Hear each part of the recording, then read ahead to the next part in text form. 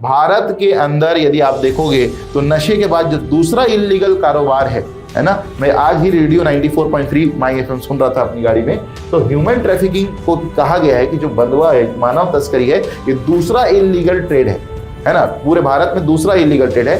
मतलब कई बार ऐसा हम लोग को देखने को मिलता है कि जो नाबालिग बच्चे हैं उनको बेच दिया जाता है, बच्चे जो है उनको बेच दिया जाता है, छोटे छोटे बच्चों को उठा करके बेच दिया जाता है। कई बार जो युवा रहते हैं वो किसी महिला को या किसी बच्ची को अपने प्रेम में फंसा करके, प्रेम जाल में फंसा करके शादी करने का वादा करके उसको फिर वहाँ पर बेच देते हैं। और फिल्मों में जैसा दिखाया जाता है ना, वैसा कुछ नहीं होता कि वो बजरंगी भाईजान जा रहे हैं और वहाँ से मुन्नी को निकाल करके आ रहे हैं। बहुत बड़ी वहाँ पर खराब व्यवस्था है जहाँ पर पल पल में जान का खतरा है। पुलिस प्रशासन भी वहाँ पर कई बार नहीं पहुँच पाता और कई बार भ्रष्टाचार के कारण, मिली भगत के कारण ये सारी चीज़ें चलती रहती हैं। तो आप लोग को याद रखना है, ठीक है। आर्टिकल 23 बंधुआ मजदूरी, मानव तस्करी, वेश्यावृत्ति, देवदासी, ये सारी चीज़ें आएंगी, ठीक है।